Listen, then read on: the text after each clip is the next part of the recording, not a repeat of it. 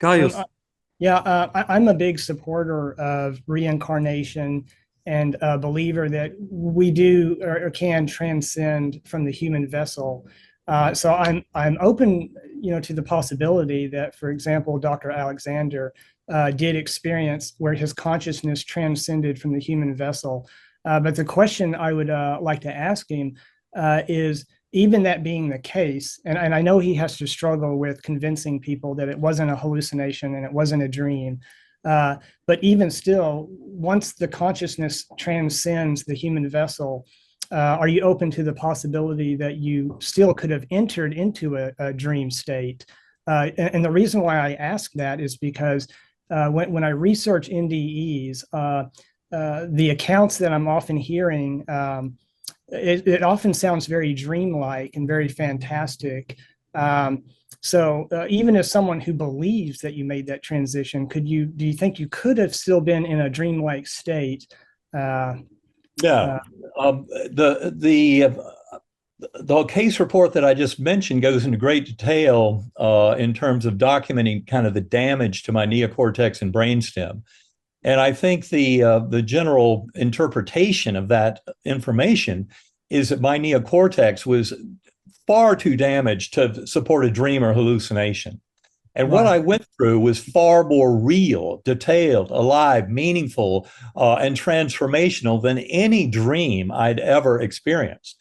So what I've described in my journey, the starting in that earthworm's eye view, ascending through a light portal into the rich ultra reality of the Gateway Valley, and then through yet another musical portal that was generated by angels and chants and anthems and hymns that were enlivening all the existence in that beautiful ultra real Gateway Valley, provided yet the next portal up to the highest level, where it was a complete oneness, unification with that God force.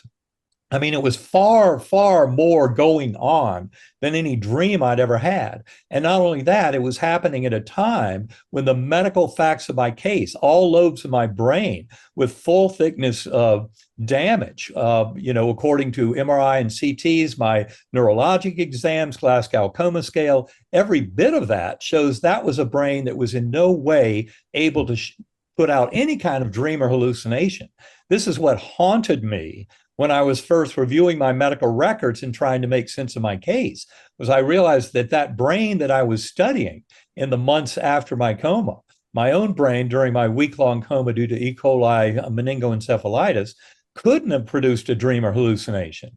But in many ways, that just confirmed, of course, having something way too real to be real only could happen when my brain was so demonstrably offline. And I think that's very important. The other thing that I point out in the book, Proof of Heaven, is a comparison between the events of the deep coma journey during that 7 days in coma, compared with the 36 hours after I came out of coma, when I was in and out of a paranoid delusional psychotic nightmare and what we call an ICU psychosis. Those memories vanished within weeks. The memories from the deep coma experience, when my brain was most offline, those memories are as sharp and resilient, detailed, and stable over 15 years, as if the whole thing happened yesterday morning. That's a major distinction between those kinds of memories. Other groups have studied NDE memories and find that they're much more real than the memories of dreams or hallucinations.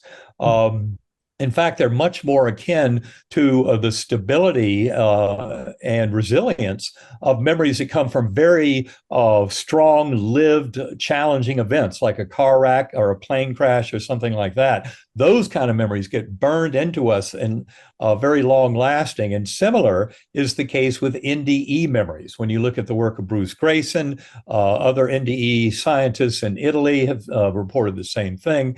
But these memories are very different from the memories of a dream or hallucination. And of course, also remember that most people describing near-death experiences say that what they go through, and especially including a life review, is much more real than the living of events in these bodies in this material realm.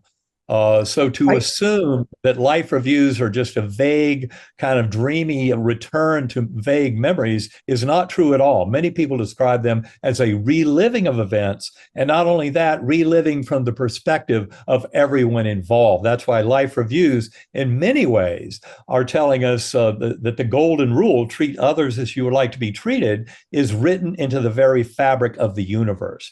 Because the life reviews and NDEs are very much a transpersonal experience involving all souls that were engaged in any of the actions of our lifetime.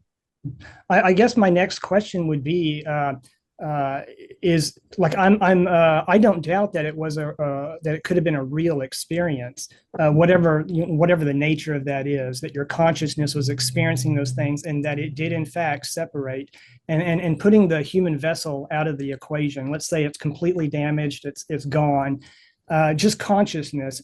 Do you think it's possible to go into a dreamlike state where that's just how the universe kind of communicates itself to you? It's kind of a weird quasi state to even be in.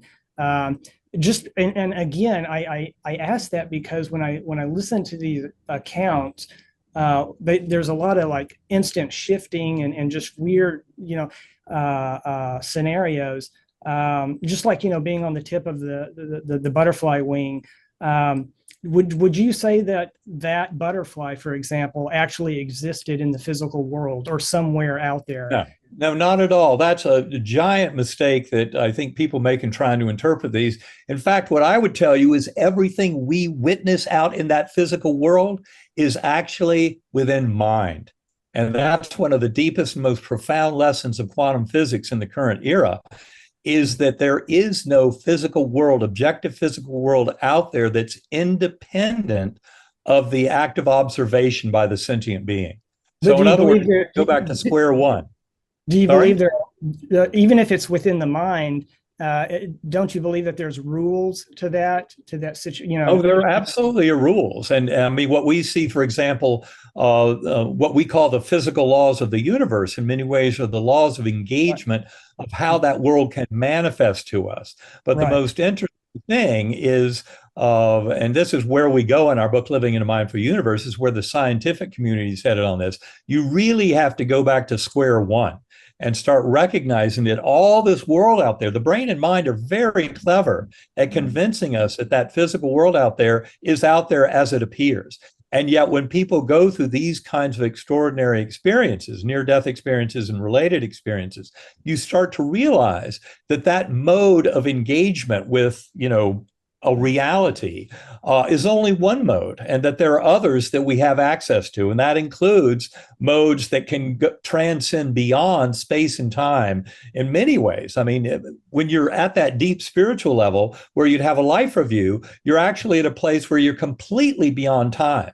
The very fact that it's a reliving of events, not just a remembering, and that it's from multiple perspectives of all involved, tells you we're in a much bigger theater of operations, much grander than just this kind of minuscule little physical world that's put together for us to live in these bodies while we're living these lives. But in fact, in meditation, I think one of the points you're trying to make is that sleep space, the dream space, is very much related to the spiritual space. And I'd say, yes, there's a tremendous amount of overlap there. And that's why people can induce out-of-body experiences and start getting into that kind of spiritual territory. Now, it's, as Anke was saying, it's not the same. Many out-of-body experiences I've heard of do not seem to have involved a deep dive into the spiritual levels of, say, an NDE. And yet I think they're entering the same kind of territory. And the last little point I'd like to make about that is by comparing that space also to the space that's encountered by people who use psychedelic substances like psilocybin, magic mushrooms, LSD, DMT, et cetera. And the reason I bring all that up, and again, this is something we discuss in Living in a Mindful Universe, but it has to do with the fact that neuroscientists who use functional MRI, magnetoencephalography, other ways of really getting a detailed look at the brain, people taking those kinds of psychedelic substances, never call them a hallucinogen. Entheogen might be a better word. That means, God within, that kind of thing. But to call it hallucinogen misses the reality of what it's being showing us. But the whole reason I mention this is that the functional MRI, magnetoencephalography will reveal that on those substances, your brain is dissolving. It's actually the mental components, like the default mode network, a very active network that's kind of the, being an ego in the here and now, that whole network dissolves under the influence of these substances. And in fact, there's no part of the brain that shows an increase in activity when you're on psilocybin, LSD, or DMT. All of it is decreasing. And, that completely violates what any materialist would think is going on in the brain under the influence of such substances. But to find the nature of what is occurring when you take those substances, you have to go beyond the brain. The brain is simply getting out of the way. It's another beautiful example about how memories and consciousness are not resident in the physical brain itself, but the brain serves as a filter or a transceiver that allows us to have access to those spiritual realms. But ultimately, that's why when you're liberated from the shackles of the brain and the body at the time of bodily death, your awareness expands much more greatly to being able to witness your entire life relived simultaneously. Martin, guys, do you have another question for Dr. Eben Alexander? Well, I wish I had more. I wish I had prepped and learned more about his views and his experience so I could have more questions, because I only was recently introduced to him through you, Torge, thanks to your videos. But I'll certainly make it a point to try to review more of those, because I'm absolutely interested in NDE experiences. I'm really fascinated by them. And one of the things I like about NDE experiences is there's a commonality, there's a common theme. For example, going into the light and lifting up and seeing your own body. To me, that can't just be a coincidence. Because people from all different locations around the world have these experiences, and those similarities can't be a coincidence, that they're just happening, that they're just dreaming it. Not to say that there couldn't be some type of dreamlike existence in that realm, that other realm, that transcendent realm, because I'm open to that possibility. Because that's a whole other, the nature of that realm is kind of so beyond our normal experience, what we normally experience. And then there's a few like Dr. Alexander and others who have, breached into that experience a little bit, who kind of looked behind the curtain, so to speak, and got to experience it. So I'm always interested in any details or aspect of that experience, because it helps me to ascertain and assess what that transition is like.